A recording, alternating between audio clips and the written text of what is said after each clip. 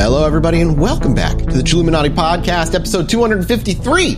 As always, I'm one of your hosts, Mike Martin, joined today by the Gengar and Ghastly of LA, Jesse and Alex. Thank you. Where on earth could you have gotten that from? That is so... percolating in the mind. There was a pure improv off the top of my dome piece. Right. But who is who? Who's Ghastly and who's Gengar? Yeah. No in between. You know what? There's just the first and the last. Yeah, Alex, I'm gonna need you to make the call on this. Oh, you're a Pokemon expert. Who's the evolved form of the other one? Actually? That's what I'm saying. Yeah, I don't know what to do here. I think that your mischievous nature makes you a shoo-in for Gengar, Jesse. Does Gengar do anything cool? He's one of the most viable, good, powerful Pokemon in the meta. I don't mean viable. I mean, does he do anything cool? He hangs out with Ash when Ash dies once. Yeah, he lives inside shadows. He can go inside your dreams. He's pretty good. Right, but then what does Ghastly do? Why do you want to be Ghastly so bad? Ghastly's chill. He's kind of invisible. He's kind of low key. He keeps it low key, low energy. Why is he better than Gengar? Less drama. Touche. All right. Less drama. He's smaller. He's less evolved, but he has less drama. He leads a simple life. Right. That's it. Right. Less evolved doesn't mean worse. It just means more simple. He's just a little gassy. He's a little gassy boy. He's a little gassy boy, just like me when I have some sauerkraut for lunch. I thought you were going to segue to Patreon from that one. I have now. Patreon.com/Chilluminati is the place that you can go today. Let me tell you something. You don't have to go to this website. That's the thing that's so crazy about this. We can talk about it as much as we want. The point is, this is how we fund it. You still, the deal is you get to hear this for free. We make this for you. This is nothing but just me letting you know that you can go to patreon.com/Chilluminatipod. And if you like this and you're like, you know what? I have a couple extra bucks in my budget that I want to put towards this to ensure that this fine show continues to get made forever. You know what I mean? That's all we're saying. If that thought has occurred to you independently, head on down. And you know what? Good news. In return, there's some freebies there. I'm not even going to get into them because it's not about them. You know what I mean? It's just about helping us out. I just want to make sure Jesse heard that this was forever. I don't like that. Forever forever, as long as we can continue. Forever. Yeah. And I don't even want to think about how long ago that song came out because that was a long time ago too. Forever ago. Forever ago. But seriously, guys, we're really thankful for everybody who's ever supported us on Patreon. It's really just people who like it and want it to keep going. And that's what it's all about. And I don't want it to get twisted just because we give away cool stuff to people who support us, like a tote bag from PBS. You can't see it because there's no video, but Jesse pulled down his pants, moved into the camera, and is flipping you off. So he's not appreciative. That's pure Gengar, though. That's what I'm saying. That's why That's true. It's Gengar activity. It is Gengar activity. But it wasn't here's the thing. It wasn't a moon pulled out. It was full dong. Yep. Yeah. Yeah. I didn't moon the camera. I just hung dong. He dong the camera. What's slang for dong in the camera? Eggplanting the camera? I gave the full eggplant. Eggplant parmesan the camera. He gave it the old eggplant parm. He gave it the old eggplant parm. Damn right I did. I hate that. Also, there's a Gengar, what are these called? Squishmallows? There's a Gengar Squishmallow visible on my webcam. That's why Mathis said Gengar. Wow, way to ruin the mystique of the audio-only entertainment that we have here. 14 seconds prior. You can't see it because there's no video, but Jesse pulled down his pants, moved into the camera, and is flipping you off. So he's not appreciative. It's the only time I've ever known where you're getting these names from. It's the only time ever. All right, I guess that's out of the way. Should we fucking talk about the episode today? Should we get into the topic, gentlemen? Yeah. Okay, let's talk about it. We did a bunch of aliens, and we did a bunch of true crime prior. And we're going to go back to true crime, but we're not doing Zodiac as true crime. We're doing everybody's favorite, the Wild West frontier times of when violence was everywhere. So in order to be a notably violent person, you had to be extra violent to be like, oh, that dude's bad. I feel like you've invented a genre somehow. I'll take credit for it for sure. Like when Drive came out in 2011 or every year it was, we were like, oh yeah, there was this kind of 80s vibe that was part of the 80s. That's this new vibe. And you're like, there's a vibe within serial killers of these weird, unhinged, almost Paul Bunyan style tall tales that you keep hitting with a bow and arrow right in the bullseye. I don't know where you're finding them all, but I feel like in order to be a story or known from this time, you really had to do something fucking insane. Like, yeah, maybe the Wild West was just straight up that fucked up. Because people were getting shot all the time out that time. Like, people were dying from getting shot constantly. That wasn't news. News was like the Kentucky cannibal going through, like, living through the wilderness and shooting, like, stabbing his cousin Little Barry Shoot and running off. Like, that's the insane shit. And we're working. A giant pot of beans fell down the side of a mountain and buried a town in boiled beans. And that's just now it's part of the town's history. And that's what they make their tourism money off of nowadays. Yeah. So today we're actually going to be talking about what is a lot of people consider the very first documented U.S. serial killers. People that were the serial killers that were first, like, arrested we'll talk about whether he was arrested, but noted in the papers of history and known entities at the time. We're going to be talking about two Scottish immigrants from the mid 18th century. One, Micajah, aka Mickey, and Harpe, and the other being Wiley, little quote unquote Harpe. Mickey and Wiley will be the two that we will. The Harpe brothers? The Harpe brothers, correct. Now, it's arguable because, again, this is time. They were brothers or cousins. We don't know. They are often referred to as brothers, but there is evidence that they may be cousins. And they're coming from, again, Scotland. They immigrated to the U.S. from Scotland. They were born before 1768. We think the eldest was somewhere in the 1748, 49-ish is when he was likely born, due to what we know about his age moving forward. But again, that stuff is... Say that again? Say that one more time. What year? So 1748. 1748 to 1749 is when the eldest was born. He immigrated to the U.S. in 1768-ish. Before the creation of the United States. Correct. He was actually directly involved in the Revolutionary War, which we'll be talking about. Holy shamoles. That's how fucking far back we're reeling back. And you're not saying serial killer in the sense that, like, it is a serial killer. It's like, they didn't say that, but you're saying, like, it was like a media frenzy of, like, these guys on the loose that were killing people over and over again that everyone was aware of. Innocent people over and over again of all ages. And, like, yeah, absolutely correct. And it was in the news. They didn't call it or use the word serial killer. Again, that word didn't come until 1960s. This is just the first documented of, like, people who seem to go around killing for the fucking fun of it, whatever weird perversions they got out of it. So Mickey and Wiley were their two names. I keep wanting to call him Little because I have it down written as Little friend there. But they were born and raised out in Scotland, immigrated to the U.S. somewhere in the late 1760s, early 1770s, no later than 1770. And they were raised at a time where having a religious fervor was commonplace at the time, but they were also raised to be unwaveringly loyal to the British crown. They were complete diehard, what do you call it? Monarchists, I guess you would be with the word.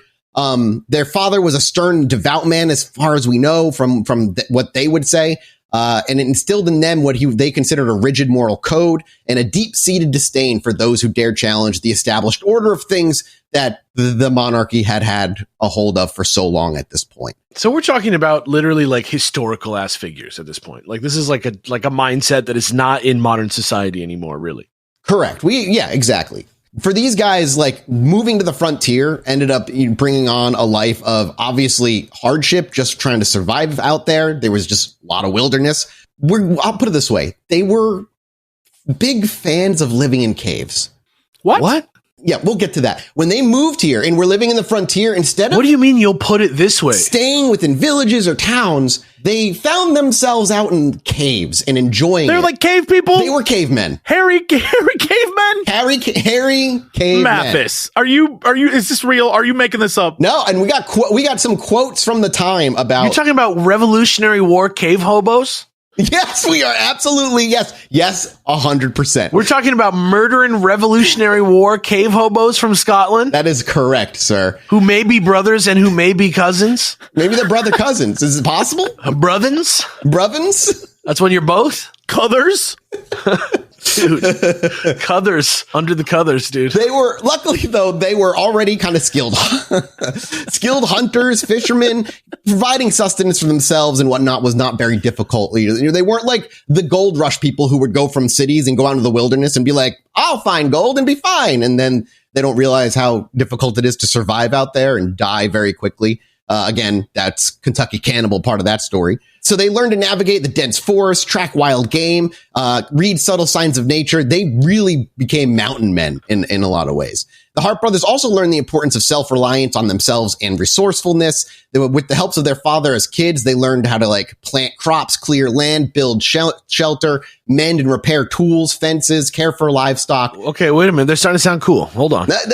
Sometimes really evil people can start off sounding cool until they like take the turn. Well, I don't know what they've done yet. Sure, fair. So far, they just seem really self-reliant. Yeah. Their education wasn't limited to practical skills. Their father was a devoutly religious man, as I said. So he also taught them to read and write, used the Bible as their primary textbook, which again isn't really uncommon, I think, for that time. Where do you learn the math in there? How do you learn 1 plus God equals anything? Damn, dude. Through God, all things are possible. There's your answer. Oh, checkmate, nice. Atheists. I see you guys have used the Bible as your textbook as well. So wait, so you're telling me these guys are like, what was that? What's the Robert Redford mover? Jeremiah Johnson? Yeah. This is basically these guys? Who's that? Dude, the nodding gif. The literal, like, the nod, like. Oh, okay. Yeah, except like the 1700s unclean version of them. Is there any visual of these guys? I'm envisioning like some hairy motherfuckers covered in like shit with clubs. Well, lucky for you, we actually have physical descriptions of what they looked like. Yes. Thanks to the second governor of Kentucky, James Garand, who issued a government proclamation on April 22nd, 1799, after a lot of the crimes had been committed. And he was able to, he declared a $300 reward for their apprehension and deliverance back to Danville, Kentucky for trial. And here's what they looked like. Mickey was about 6 feet high of robust make and is about 30 or 32 years of age. He is an ill-looking, downcast countenance, and his hair is black and short, but comes very much down to his forehead. He is built very straight and is full-fleshed in the face. When he went away, he had a striped nankeen coat, dark blue woolen stockings, leggings of drab cloth, and trousers of the same coat. So that was the older brother. So he's a Mickey. Walton Goggins character, basically. Kind of, yeah. A nankeen coat, by the way, if you need me to link you what that is. I'll take it. Very old-timey. You're going to be like, oh, yeah, okay. You boys can describe this to them. Here, I'm linking you right now. Oh, it's okay. It's very posh. It's what you think of when you think of kind of the it's like a Bridgerton aristocrats. It's like a Bridgerton yes, exactly, suit. Alex. Yes. Like what you wear when you wear a suit now, except in Bridgerton times. Like that sort of like high society, sort of like long tails. Yep. Like you almost look like a bug, kind of like suit with that maybe you'll wear like a little top hat with. Yep. Like a little, like the good guy version of Jack the Ripper. The 6 foot tall mountain man of a build, like short black hair, was wearing that coat, some dark blue woolen stockings, leggings of drab cloth, and trousers of the same as the coat. And then he'd walk his ass into a cave. We'll get to it. We'll get to it. So you're telling me this guy looks kind of normal for the time? I'm let down by this. Hold on. Is his brother like, right? Those two hyenas from The Lion King? Yeah. The younger brother, Wiley Harpe, is very meager. His name's Wiley? He better be crazy looking.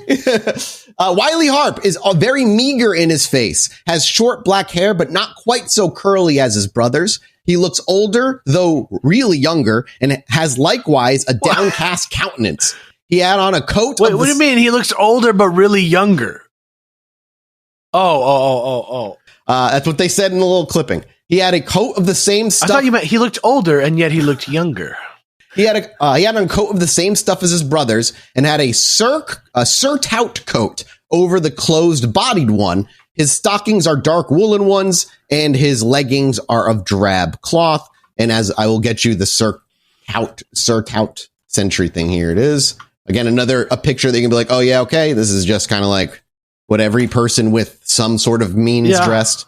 This is basically just like the outside version of that. Yes, correct. Yeah, exactly that. Can we, I just, for the record, for everyone who looks up surtout, the image featured on the Wikipedia page appears to be a man with a coat and then the leggings and shoes of all the single ladies video. And it is really funny. He looks like it, like if like Charles Dickens wrote a story about tingling. Right. Yes. Let me ask you a question. Hold on. The description of these guys.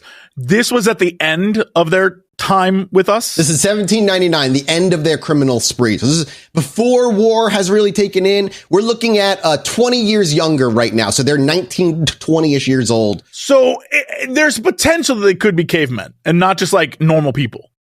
I mean, they came from Scotland. You mean like Neanderthals? Yeah, like I was hyped for a bunch of like Scottish Neanderthals, like, oh, brother, come up in the mountains with us. You thought it was going to be like an offshoot early man? I wanted an offshoot, like, oh. You thought it was going to be like a lost tribe of man? Yes, brother. No. That's what I wanted. I'm very disappointed, to be honest. They were chased away by the humans of Scotland to America, where they had to live in the caves of the old pre-Western frontier. 6 feet tall is not like super extra tall. We don't know how tall his little brother Wiley was. We don't know. Dude, 6 feet tall, and that time is pretty tall because let me tell you something. Whenever I go to New England, TikTok propaganda. Don't let them fool you. Actually, though, is 6 feet tall from Scotland weird at the time? I don't know, but I go to those houses that are in like Boston and in like Pennsylvania and like the like little towns, and they're like the doorways, you have to like crouch under them. Like I think people like the were oyster house that we went and had. Yeah, the Union Oyster House, exactly. Like I would say like people in general were like a little smaller back then, and so being 6 feet tall probably was monstrous. And because we're just a bunch of internet clowns, we'll be corrected one way or another on the internet. So thank you. Come get me, dude. I'll fight. Yeah, let me know. I'll fight. Educate me. Not me. Educate me. Cavemen. Scottish cavemen. You want a Dinotopia, but just like Caveman-topia. Yes. Good Lord. Thank you to today's sponsor, Babbel. You know what the best way to learn a language is? It isn't sitting at home looking at flashcards and quizzing yourself, though it is helpful. It is helpful. Immersion. Immersion is the best way to learn a language, living where the language is spoken and using it every day. But let's be honest, that's probably not possible for most people this year, including myself. But you can still learn a language the second best way, and that's with Babbel. If you're interested in checking out a new language or just bettering your language capabilities and giving that tongue a little more exercise in the romantic languages, don't pay hundreds of dollars for private tutors or waste hours on apps that don't really help you speak the language. Babbel's quick 10-minute lessons are handcrafted by over 200 language experts to help you start speaking a new language in as little as 3 weeks. It's designed by real people for real conversations. Tips and tools are approachable, accessible, rooted in real-life situations, and delivered with conversation-based teaching, so you're ready to practice what you've learned in the real world. Je m'appelle Crayon. That was French for my name is pencil. See, I'm learning. Studies from Yale, Michigan University, and others continue to prove Babbel is better. One study found that using Babbel for 15 hours is equivalent to a full semester at college, which is, I wish I could have had that in my life. If here's something you want to check out, here's a limited time special offer for our listeners. Right now, get 55% off of your Babbel subscription, but only for our listeners at babbel.com/chill. Easy as that. Get 55% off at babbel.com/chill. That's spelled BABBEL.com/chill. Rules and restrictions may apply. So tensions between the colonies and the British escalated over this time, and the Harpe brothers were exposed to the growing animosity and violence that kind of plagued their community. They witnessed firsthand the raids and counter raids of burning of the homes and the displacement of families. More specifically, they witnessed the lynching of both of their parents for being sympathizers to the crown by revolutionists. Oh my God. Okay. So that really made them double down on them being loyal to the crown. And all of these experiences, coupled with their own supposed rebellious nature at the time, this would kind of lead them and put them on a path of not only lawlessness, but brutality. And as the American Revolution loomed, the Harpe family's loyalist sympathies became a source of tension and conflict with their neighbors. The brothers caught in the crossfire of this now divided nation, and they found themselves increasingly drawn to the loyalist side. Their youthful exploits, fueled by a mix of rebellion, resentment, and a twisted sense of loyalty, laid the foundation for the path that they would later forge. They became notorious for their pranks, their petty thefts, and their disregard for authority, and the seeds of violence were sown as the war escalated, and they would soon find an outlet for all this pent-up rage and aggression, the war itself. Yo, someone call Lin-Manuel Miranda. Got to get a play about these guys? Let's make a rap about these guys. That'd be great. As the American Revolution descended on the colonies, the Harpe brothers, already brimming with that pent-up aggression and a twisted sense of loyalty, eagerly joined the ranks of loyalist militias. They found a sense of belonging among the bands of Tories who shared their disdain for the patriot cause and their willingness to resort to violence. And within these militias, it's the Harpe brothers quickly established themselves as ruthless and efficient fighters.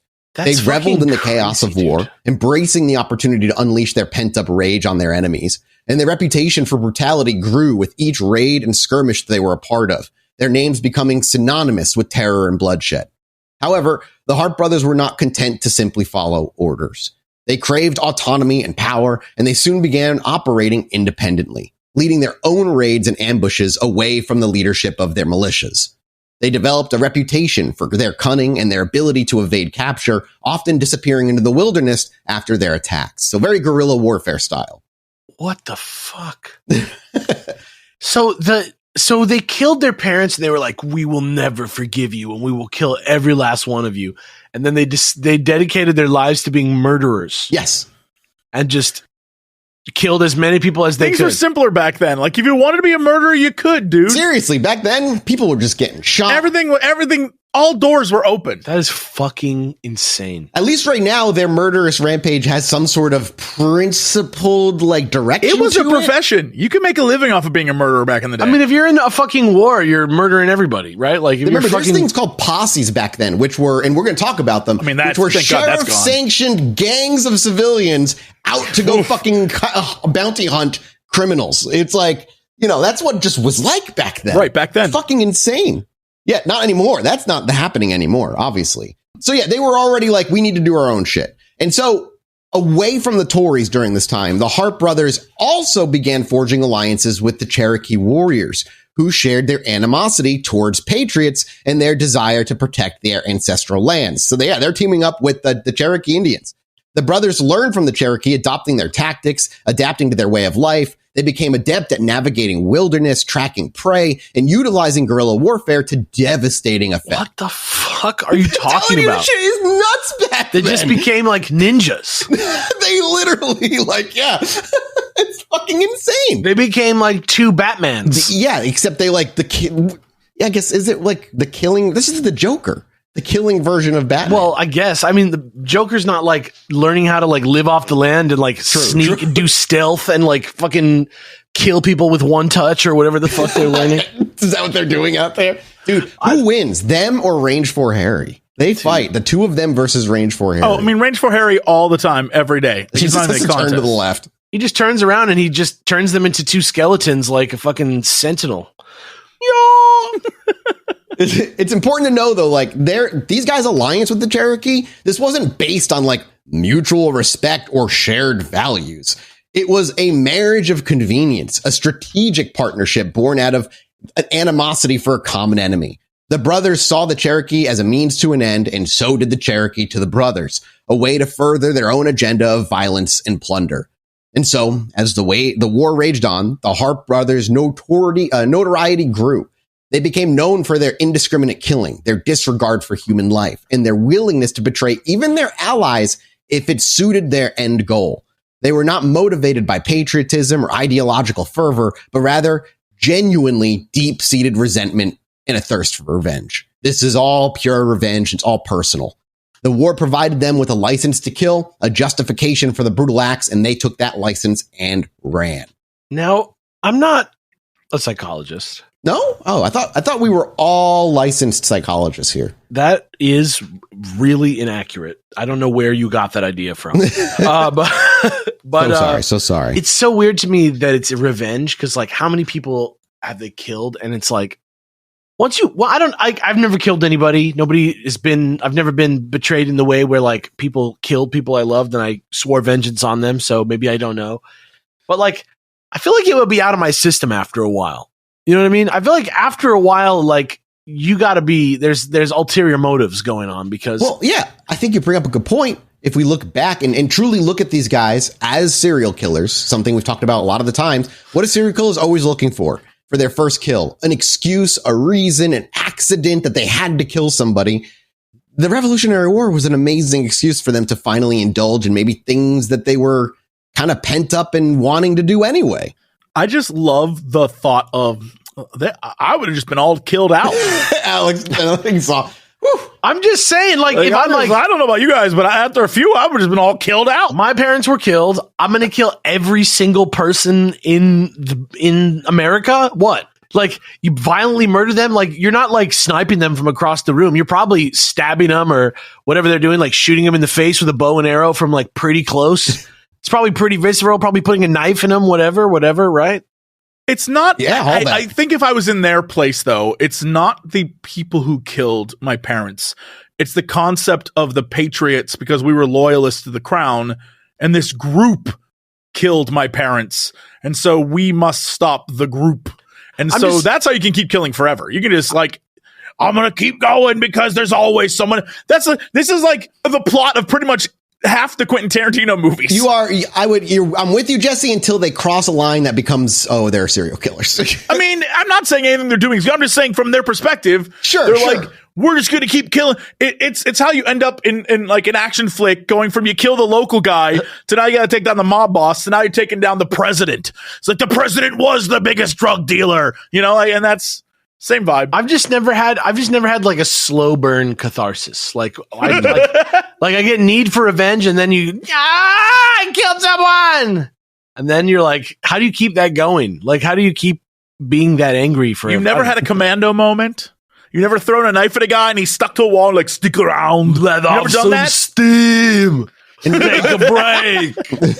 You never said, I'd like you, so I kill you last? You're venting steam out of your eye. Let off some steam. Let off some steam. Yeah, you never done that? No, I have not. You never set a man on fire and been like, smoking's bad for your health. No, I just feel like after I did extreme violence once, it would be out of my system. That's all I'm saying. If it was really motivated by revenge. Right. I feel like I would be like, I don't think I'm just capable. I feel like I'd get close and then I'd pierce the skin. I'd see blood and be like, I can't. I don't want to entertain whether or not. You never taken a bag of coins and hit a man and said, I've knocked some sense into you. You never done anything like that? No. What movie are these quotes from? They're clearly Arnold Schwarzenegger. I just don't know the rest. It's not Arnold Schwarzenegger. That's just what he does. He's like, he hits you with a microphone and he's like, did you hear that? It's like, kill you. Right. Like it just, right. He just adds a little stank to it. I guess sadly for the brothers, at least from their perspective, the war was going to come to a close at some point, and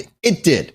And as in the aftermath of the Revolutionary War left the Harpe brothers kind of adrift, their loyalist cause defeated and their reputation as ruthless killers preceding them. They were kind of left with the worst possible side effect of like what they did. Murderous traitors. Yeah. Yeah, exactly. Their once familiar homeland had become hostile territory, forcing them to seek refuge in anonymity elsewhere. Fueled by a restless spirit and a thirst for violence still that had been nurtured during the war and had not abated after the war had ended, they embarked on a nomadic existence, drifting through the untamed wilderness of the frontier. They roamed the rugged landscapes of Kentucky, Tennessee, and Illinois. These were the three states that they were active in during this time, leaving a trail of bloodshed and terror in their wake. Their notoriety also wasn't just for brutal killings, but also for their very peculiar living habits and, shall we say, less than stellar hygiene. So they had a reputation. Just for being what the fuck? These guys. They're just like murdering ninjas that live only for the kill and just like let all worldly concerns fall to the side, including their own personal hygiene. You know how D&D players call party murder hobos? Yeah. That's exactly what these dudes are. That's the literal definition of who these fuckers are. They're not the Harpe brothers. They're the LARP brothers. They're the LARP brothers. They're the LARP brothers, except they're just killing people for real. They weren't known for staying in 5-star accommodations. They often sought refuge in caves, sometimes makeshift shelters deep in the wilderness, far away from prying eyes of civilization. Nothing cozy, no Pinterest-worthy cave dwellings. Like this is just them living in damp, dark, and probably teeming with insects and nasty shit, bugs everywhere, caves. That's what they lived in. Don't worry, brother. Tomorrow we will kill. This is fine for now. Mickey, or was that Wiley? That's both of them. They just say everything in unison to each other. Oh, okay. Yeah. Got you. At the exact same time. Yes, brother. Yeah. Well, one calls the other brother and the other calls the other one cousin. Yeah. So it comes out kind of like Cuther, brother. Yeah. Perfect. Right. Bruzins sucks, dude. And it echoes in the caves and the bugs are like, chop, chop, chop, chop, chop, chop, chop, Yeah. As for their personal hygiene, again, hygiene isn't like the biggest thing back then, but it was still a thing. And even for that time period, their hygiene was less than desirable. Bathing was just not on their list of priorities, and they considered themselves, quote unquote, one with nature, which in their case meant smelling like a mix of sweat, dirt, rotting blood, like meat, blood, and whatever unfortunate animal that they butchered for dinner that evening. What? These are not guys that you would come, walk in and hang out with. Their stench was so legendary that it became a part of their their infamous reputation. That they were known like for murdering and smelling like shit. Those were two things these guys became known for.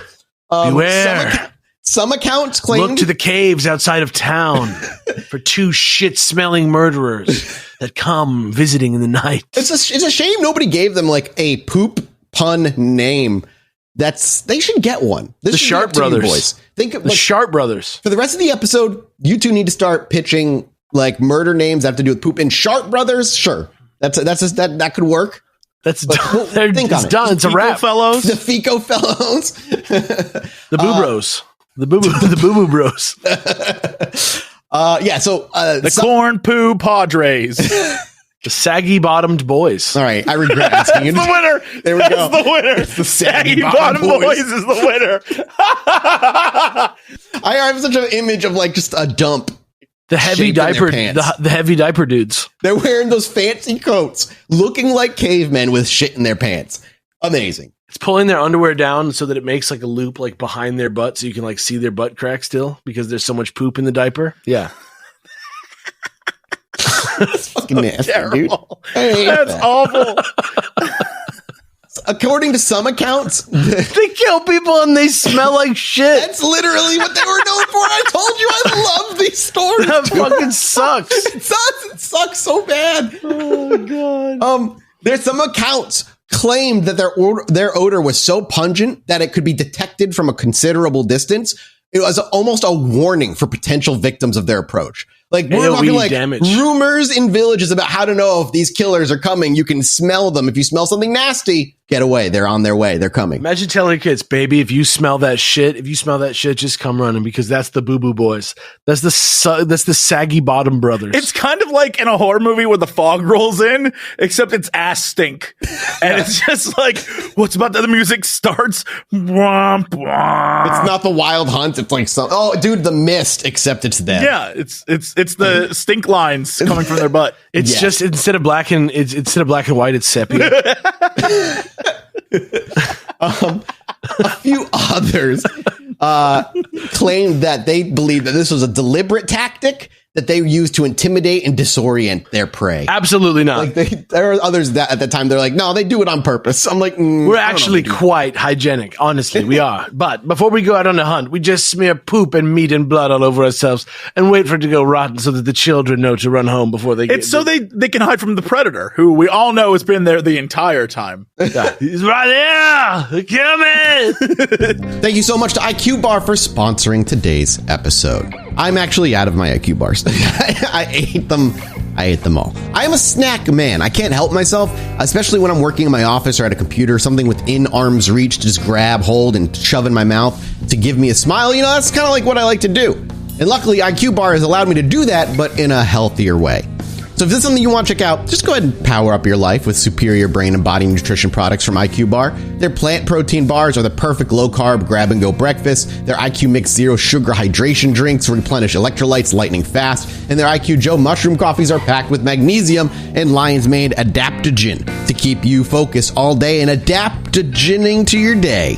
Over 10,000 5-star reviews and counting. Anyway, start each day right with IQBar's brain and body boosting bars, hydration mixes, mushroom coffees. Their ultimate sampler pack includes all three. You get 7 IQBar flavors, 4 IQ Mix flavors, and 4 IQ Joe flavors. And today for our listeners, you're going to get an exclusive offer of 20% off plus free shipping. All you have to do is text CHILL to 64,000.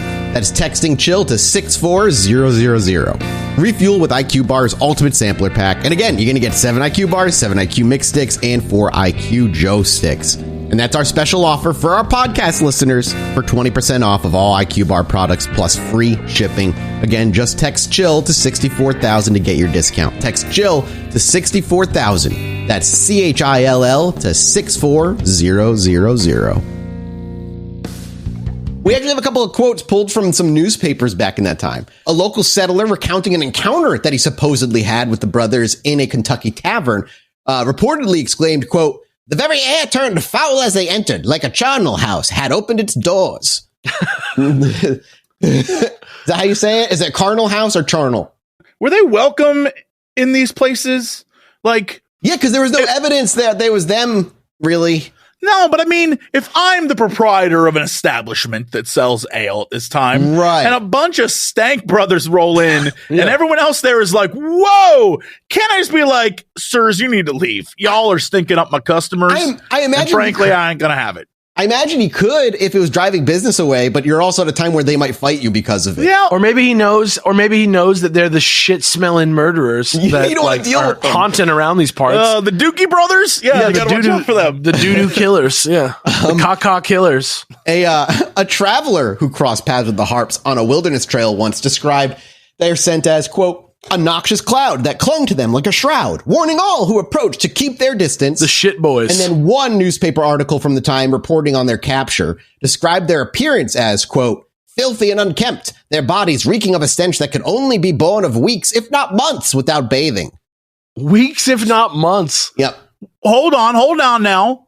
So are they still fancy suited at this point, or are they cavemen now? Well, I imagine they're wearing their fancy clothes, but they're living in caves, so it's getting deteriorated. And but they're murdering. Are they hairy? No, their hair is cut short. They probably look like fucking ghost butlers from a fucking haunted mansion or some shit. So remember, they're taking the things that they are from their victims, so they're always going to have new clothes if they just keep murdering.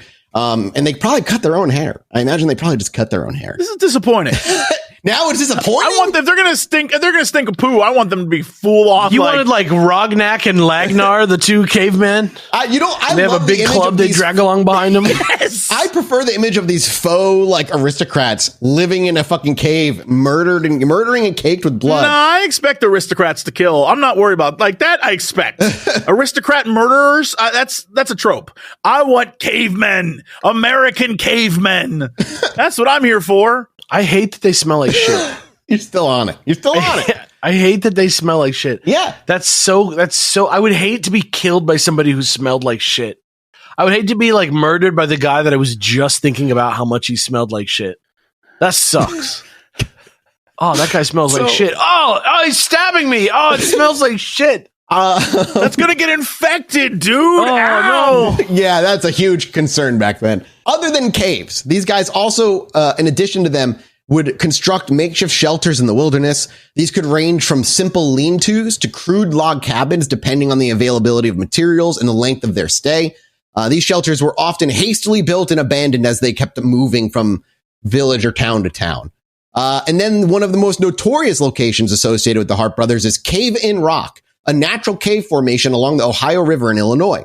This cave was known as a haven for outlaws and river pirates, but the Harpes are believed to have sought refuge there for a time. However, their stay was short-lived due to their increasingly violent behavior, even by outlaw standards. Are you talking about like a hidden thieves paradise that they got kicked out of? Then, yes. Now more of a, yeah. Remember how we talked about Bell Star and they had their hideout where all like the famous criminals would come and mingle and shit? Yeah. Same thing for this area. But they even the outlaws were like, you gotta go. You smell like shit.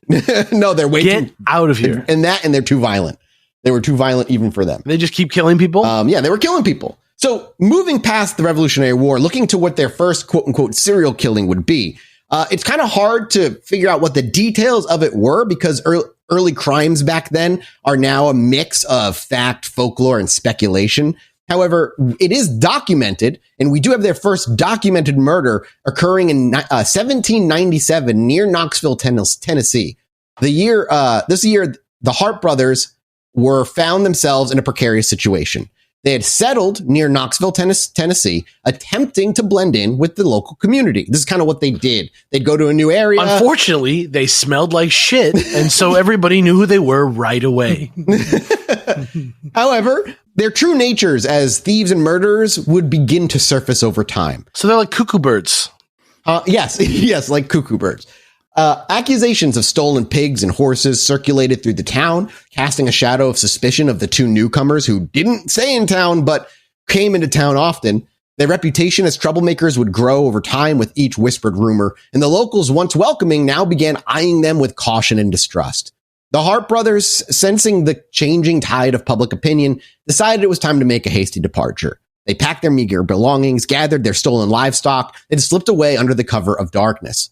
They left behind a trail of fear, but their names forever were tainted in the eyes of this Knoxville community. However, their departure did not go unnoticed. Soon after, the body of a local man named Johnson was discovered in a nearby river.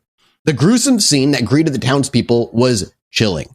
Johnson's body was found floating in the river, covered in piss. They pissed on his corpse, a sign of the brothers' utter contempt for their victim. His chest had been savagely cut open, and they filled his torso with stones, with an attempt to weigh the body down into the river in a half-assed attempt to conceal their crime. And this, cutting open a body and filling it with stones, became kind of their go-to move. This was almost always done with their victims moving forward. How do they know they peed on it if it's in a river? That's just what they said. I don't know. This is the newspaper. I'll ask them. 200 years. It's a pee soaked. So their MO after all this. So they smell like shit. They fucking live in caves. They fucking steal everything that they want to own. They just take what they want from dead bodies like they're playing Fallout. Yeah. And then when they're all done, they take the body, chop it open, put a bunch of rocks inside and piss on it. And they just did this for years. For about 2 to 3 years, they got away with it. Yeah. What kind of numbers are we talking about? We'll get to it. Sweet Jesus.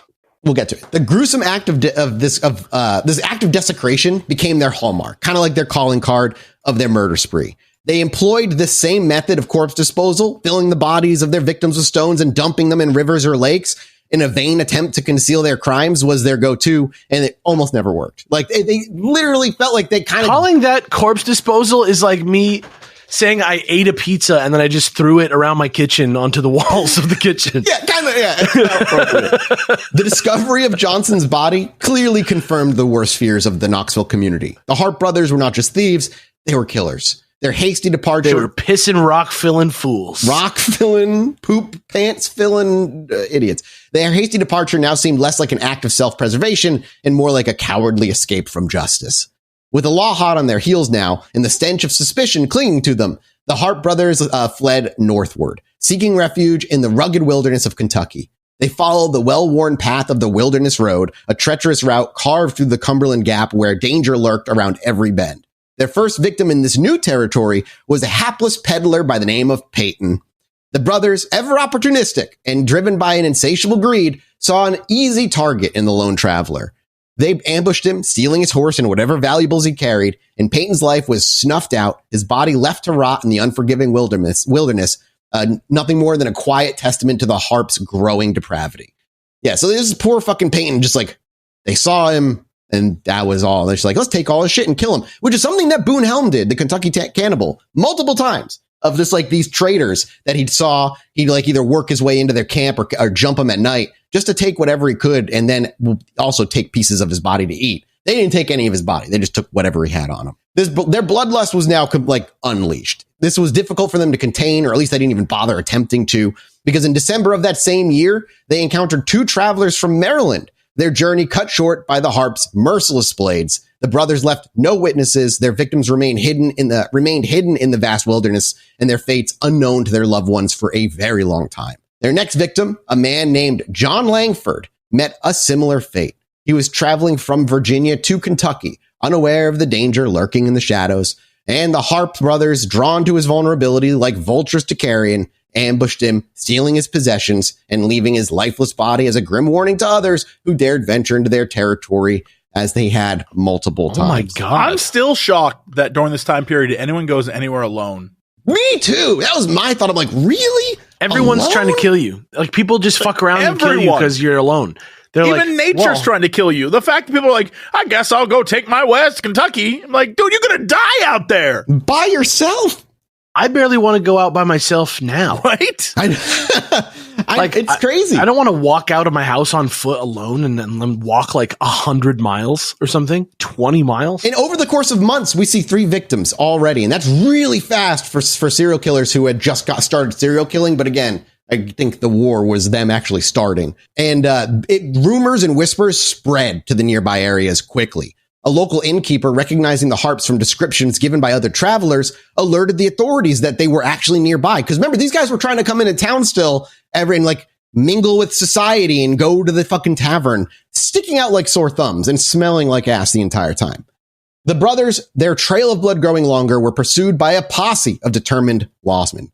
I mean posse in the literal sense that posses were formed, sanctioned by the sheriff, and off they went. And in a rare moment of misfortune, the Harps were captured and actually imprisoned at this time in the state prison at Danville, Kentucky. So they actually were caught by the posse, but their incarceration was incredibly short-lived. They were incredibly cunning and resourceful, and we don't know the details, but we know that they escaped. Smelled too bad. Had to be let go. Disturbing the other prisoners. Everybody around them, the guard passed out from the stink. They grabbed the key. They got out in the sewers. No one could tell the difference. Yeah.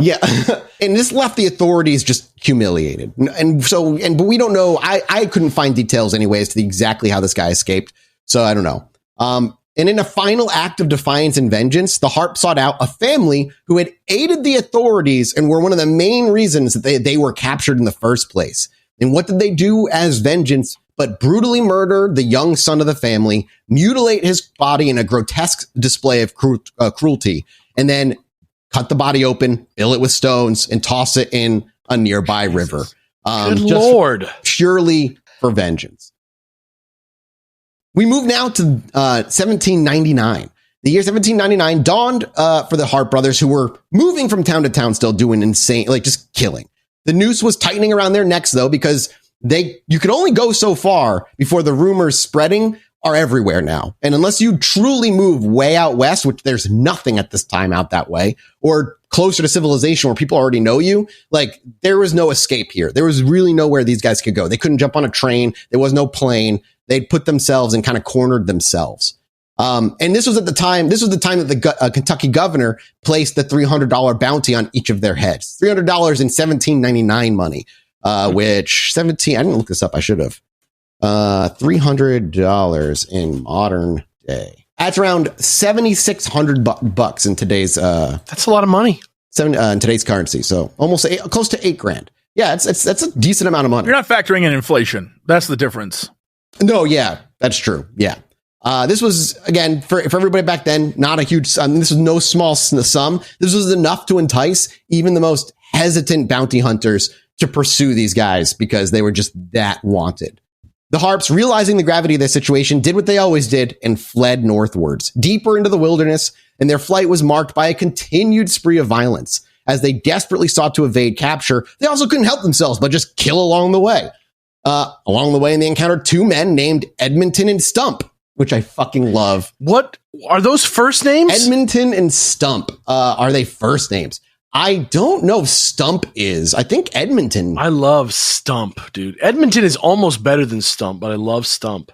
Yeah, it's not as good as Littleberry Shoot, but the 2 of them together, I feel like they'd have like a pretty successful business in the 1700s, Edmonton and Stump. Whatever it is they do, it feels like they would be successful. These guys, unfortunately, were their next victims. The Harps, with their trademark brutality, left no witnesses and no trace of their crimes save for the lifeless bodies strewn along their path. As they continued moving north and they neared the mouth of the Saline River in southern Illinois, their bloodlust remained unsatiated. They stumbled upon a camp of 3 unsuspecting travelers, their lives abruptly extinguished by the Harp brothers' ruthless blades. It was a senseless act of violence again, driven by seemingly insatiable thirst of blood and nothing more. Their relentless pursuit of anonymity and safety led them to Cave in Rock, a natural cavern nestled in the bluffs overlooking the Ohio River. This notorious hideout was a haven for river pirates and outlaws, like I said, including the infamous Samuel Mason, a ruthless gang leader who ruled the waterways with an iron fist at the time. The Harps, drawn to the cave's reputation as a sanctuary for criminals, sought refuge there within the depths. However, their respite was short-lived. A posse hot on their trail had followed them to the edge of the Ohio River, and their pursuit halted only by the vast expanse of water that separated them from their quarry. The Harp brothers found themselves trapped, their backs against the wall, And the river, once a symbol of freedom and escape, had become a barrier, cutting them off from potential allies and escape routes. Their fate, it seemed, was sealed.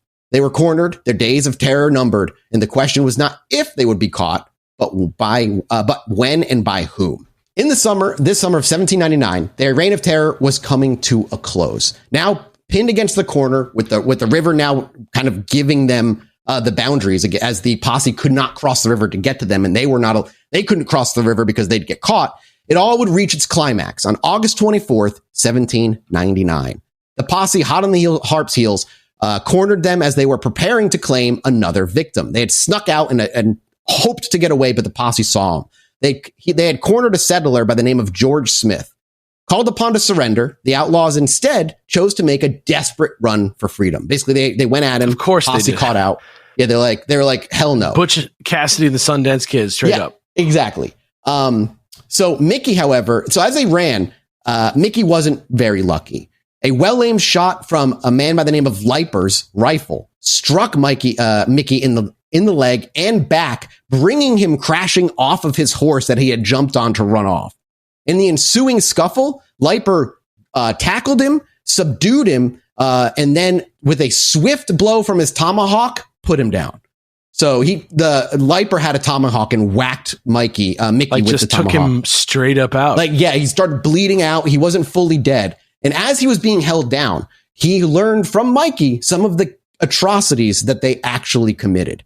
First and foremost, he counted about 20 victims there and abouts. The two of them had killed 20 innocent people over the years that they were killing, essentially. And one of the biggest stories and one of the worst ones is actually the line where I'm like, okay, it was more than vengeance and petty vengeance. These guys were monsters. Obviously, attacking people on the trail randomly is evil and all that shit. But if they were truly like, I'll never give up my loyalty, fuck every colonist who thinks they're a separate country, maybe you can kind of see like what they were doing. But the story goes that in the summer of 1798, the year prior to them getting caught, the Harpe brothers fell into a family that would change their lives forever. They were still murdering like absolute insane people. And their victims this time around were nothing but farmers. A farmer named Bradbury, a man named Hardin, and a young boy named Coffey, whose lives were snuffed out in a brutal... but Coffey. Okay. You know? All right. Maybe because that's... Yeah. We that's can cool. say nothing. We can say, I'm just r/tragedy. Trust me, we have nothing to say. What? Yeah, that's what cool. Is that? You're right. That's like this subreddit. It's a subreddit with bad names that people name their kids. Them like random shit. Yeah. Yeah. That's wild. After killing the farmers, they lived in the house for a while. And it's important to note that Mickey and Wiley both had wives and a child. Mickey had a child specifically. They got married. What do you mean they had wives? Like, where were the wives? With them, following them around. Literally following them around as they're moving from town to town. Because they were, remember, people...